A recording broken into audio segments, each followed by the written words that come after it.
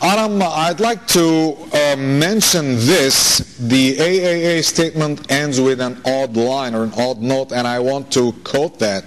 It says, we should all agree on a common agenda and in advance to present a unified front during such a meeting, and avoid the type of posturing and lack of respect with the Secretary of State as displayed during the community meeting with President Sargsyan in New York City last October. First of all, who's teaching whom about respect or disrespect?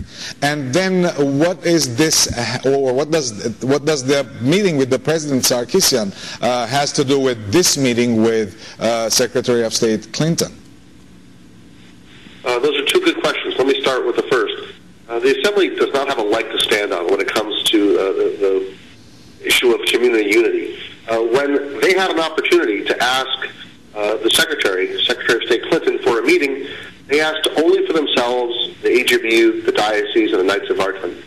They ignored the Catholic and Protestant churches. They ignored the ARS. They ignored both prelacies of the Armenian Church. They ignored the UAF, the Armenian Bar Association, the AYF, a whole range of other organizations. So they had their chance, and I think they're on the record having asked for a very narrow meeting and not a community-wide meeting. We have done that consistently.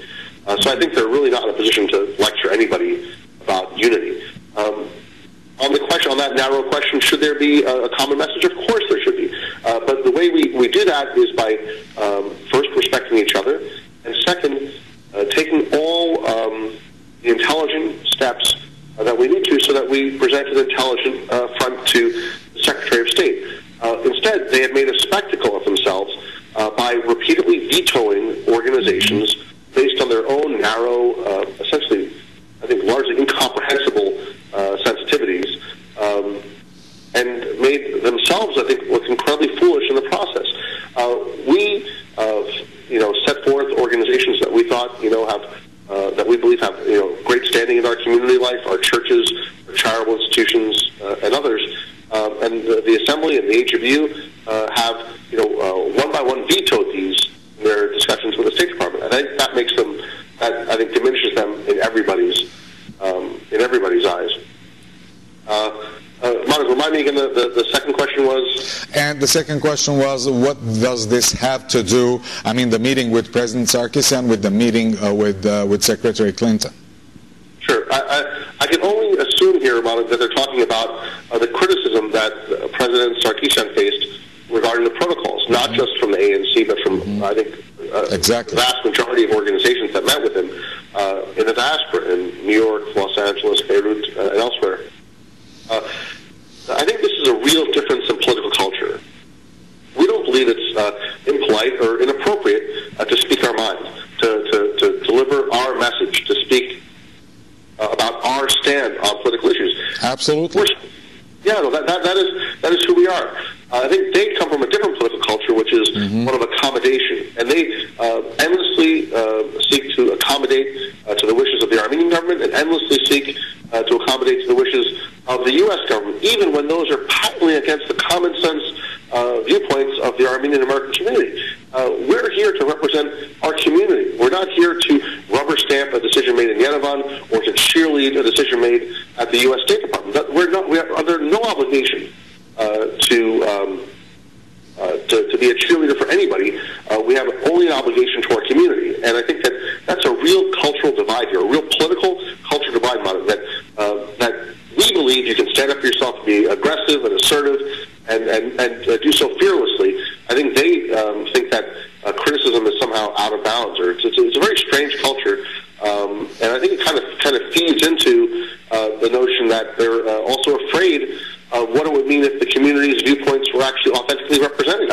Why else would they be so nervous about, for example, the prelacy or the Armenian Relief Society? Or why would they be so opposed to the Catholic and evangelical communities being represented? What is it about their views that they find so troubling? It's really, I think, a very, very unhealthy political culture that's developed at the Armenian Assembly. I think it's something that their leadership needs desperately to revisit and try to correct. And that's why I said maybe twice, and this will be the third time, that this move is suspicious.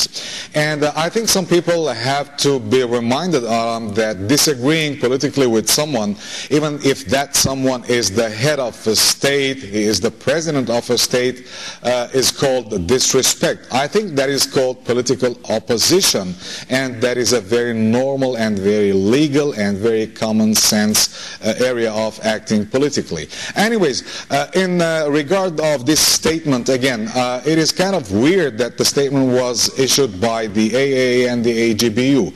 Where are the other two organizations, the diocese and the Knights of Vartan?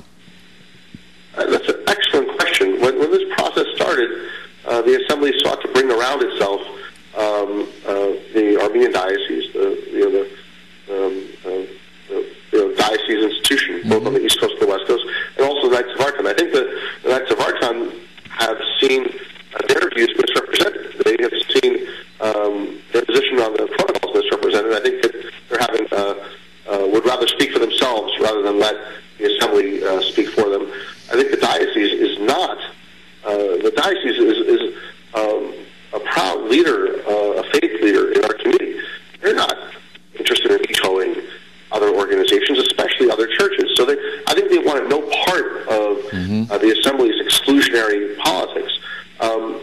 The fact that there are a couple of folks, perhaps at the top of the AGB, that went along with the Assembly's attack is really profoundly troubling. I think that this would be a moment for people within the AGBU, people who've been lifelong members, lifelong donors, to get on the phone and talk to the folks running the organization and say, the AGBU is not, first of all, a political organization, and second, it should be taking cheap shots at other Armenian institutions. That's simply not the role of the AGBU. It's not the AGBU that I grew up knowing, and I think that the membership and some of the more senior members of the AGBU need to look at the direction that Barrett, Sachaki, and others are taking the organization.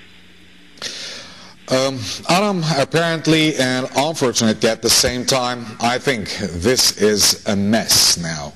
Is there any way out of this mess? Absolutely. I think that we have... First of all, do you agree with me that this is a mess?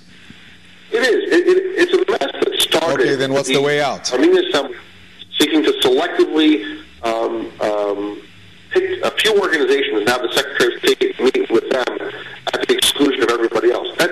That set off, that created a sort of a very terrible foundation for the entire process. We have tried to restore some balance to that process. We've been faced with the opposition every step of the way, but I think there is a way out, which is for the responsible members of our community to tell the Department of State and say, your interests and our interests are served by a representative, balanced, unbiased group meeting with the Secretary. That way she gets to hear the authentic voice of our community, and our community gets the opportunity to share our viewpoints on issues that we care deeply about. That's the win-win solution here. It's not one Armenian group hitting itself against other Armenian groups, playing essentially childish games, trying to elevate themselves by dragging others down.